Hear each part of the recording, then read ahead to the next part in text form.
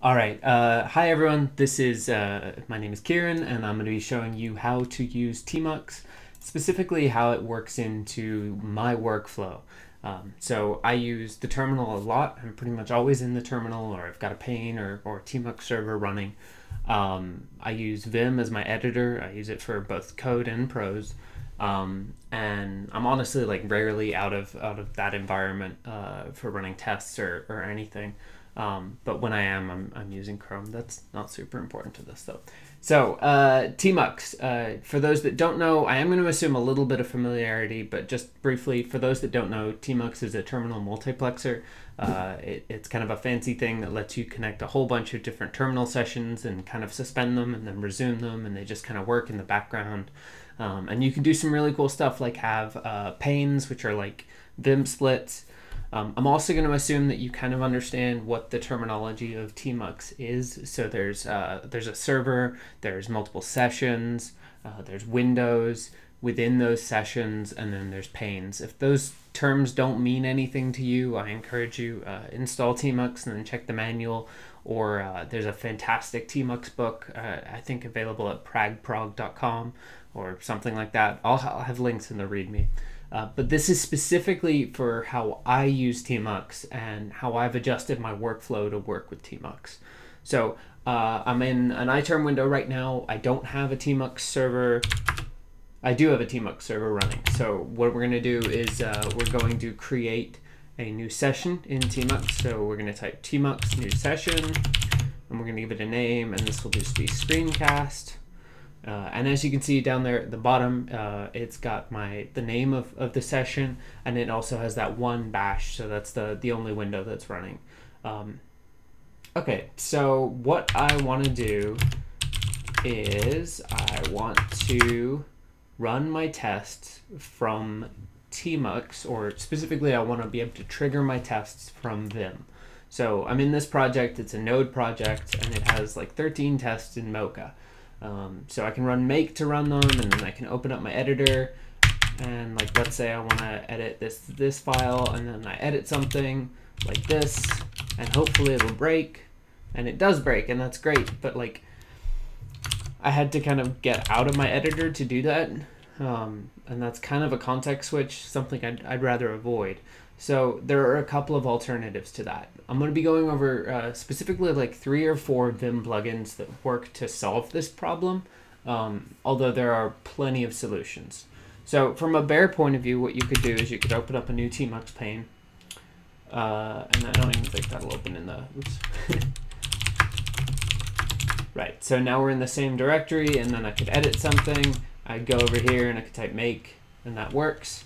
And that kind of, you know, like that does it, but it's really not the smoothest integration. So the first plugin we're going to be going over is Tim Pope's Vim Dispatch. It's a really cool plugin, and basically it gives you 2 commands. It gives you this make, and it also gives you dispatch. So if I just type make like this, you notice that it's not the traditional Vim version. It's got that uppercase M at the beginning. And if you type that, it just runs it in a separate tmux pane asynchronously, and then it pulls the results into a quick fix window for you. So if you had a Mocha test parser or some backtraces or whatever, you could play with those just like you would in anything else that appears in the quick fix window. Now those tests run kind of fast, so what we're going to do is, I think I called this make watch, and then that just runs in the background, and Mocha is doing its thing, it's watching, and it just continues to do that. So then I save, and you notice I get instant feedback on that. And I can do that, and now my tests are passing again. So that's fantastic. Okay, so that's kind of cool. And I'm just gonna, I moved into the pane, and I'm gonna press Control C, and then just like before, it pulls in the results into this quick fix window. Okay, but let's say I want to run something that's, I don't know, like maybe not in a make file. So we could do that. Let's say for whatever reason I want to sleep for 10 seconds. And then, I don't know, echo, we're done, right? So now notice here I'm using dispatch, again with the capital D, sleep 10, and then echo, we're done. So just a regular shell command, and it just does that. And it's sleeping for 10 seconds, and then in, you know, like 7 seconds or so, it's gonna echo, we're done, and pull that into the quick fix window. And so there you go. So that's one way of kind of handling that stuff. And that's really good, especially for like if you've got a long-running ctags process is something I do a lot with that. I have a fairly large project. Ctags takes something like a minute to run. I don't want to have to be out of my editor for that whole time, so I can just, you know, put it in the back burner like that. Okay, so that's one way to handle this. Another way to do this is to use another plugin that I like. That's it's called tmux, and again, I'll have links in the README for this. But you can do something like this. So you do tmux prompt command, and it's going to ask me what the command is, and we're just going to run mocha,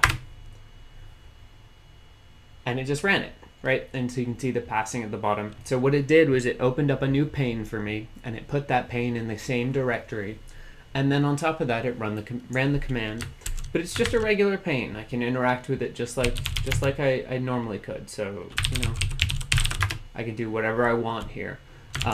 But the really cool thing about here is if I just issue this run last command, it just does the same thing. So theoretically what you could do, and what I have done in some projects, is you can set up a hotkey. So something like, I don't know, leader T.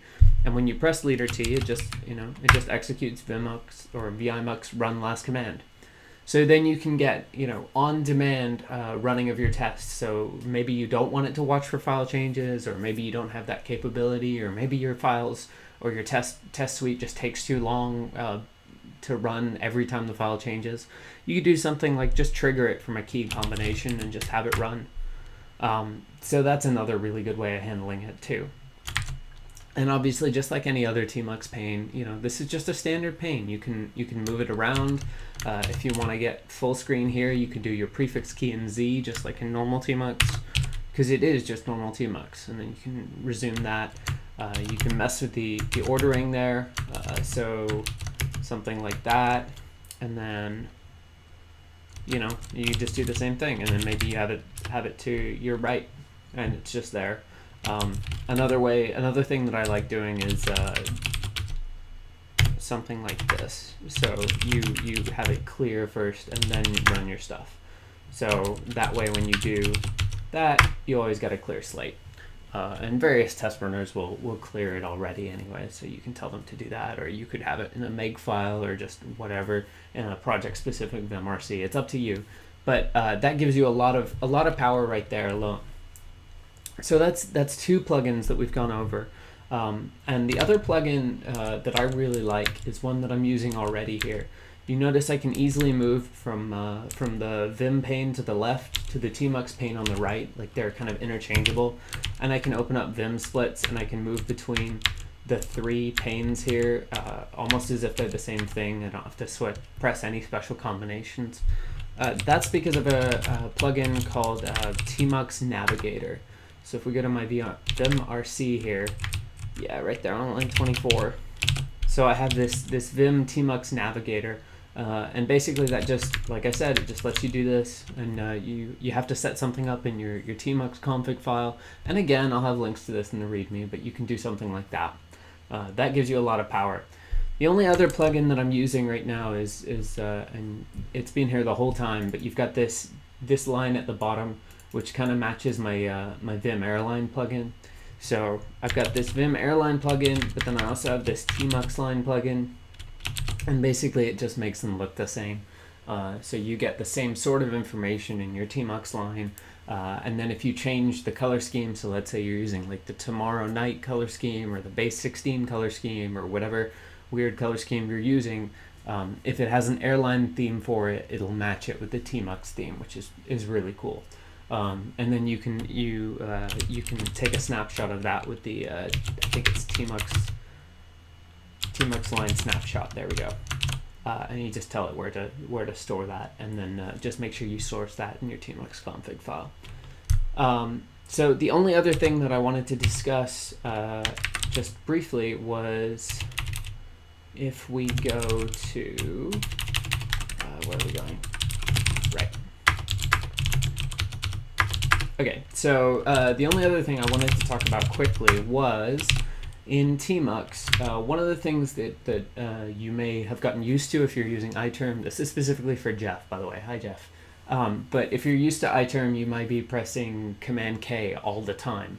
And that's great because, you know, you get a nice clean slate. That clears the screen for those of you who are not familiar with that. But it doesn't really work with tmux because you need to make sure you send the tmux clear history command, and that's kind of iffy. So instead, what you can do, and what iTerm offers you, is you can open up iTerm and you can go to profiles, keys. So in this case, we're on the screencasting one.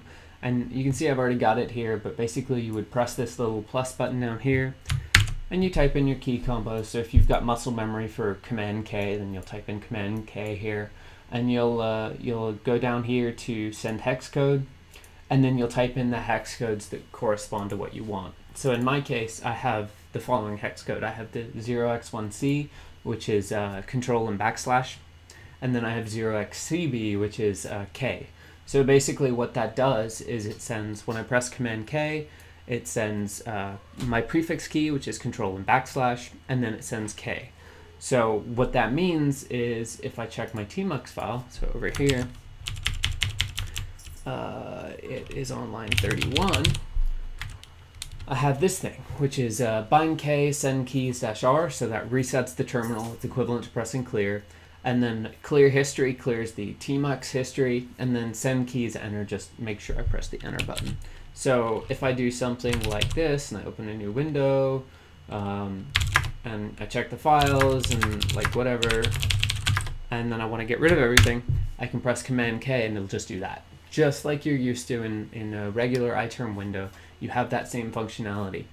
Now that's kind of a minor thing. I don't know if you use the Command K thing a lot, but really the power that has is just you can send whatever hex codes you want, and then you can add tmux shortcuts for those so that it does whatever you want. So if you're used to, I don't know, using the command and shift keys to navigate between tabs, you can set that up so it navigates between sessions or windows or panes or whatever you're used to.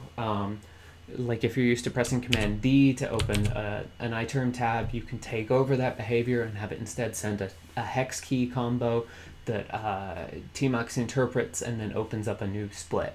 So you have all these options. You don't have to retrain your muscles. You can really have all this customizability with tmux, which gives you a whole lot of options, and it's really powerful. So again, I'll have links for all of this in the README. If you have any questions, feel free to hit me up on GitHub or app.net or whatever other social sites I'm on and you're on. Or I guess you could just email me or open an issue or whatever. You've got plenty of options. So I think that's it. Like I said, if you've got any questions, hit me up. All right, have a good one, guys.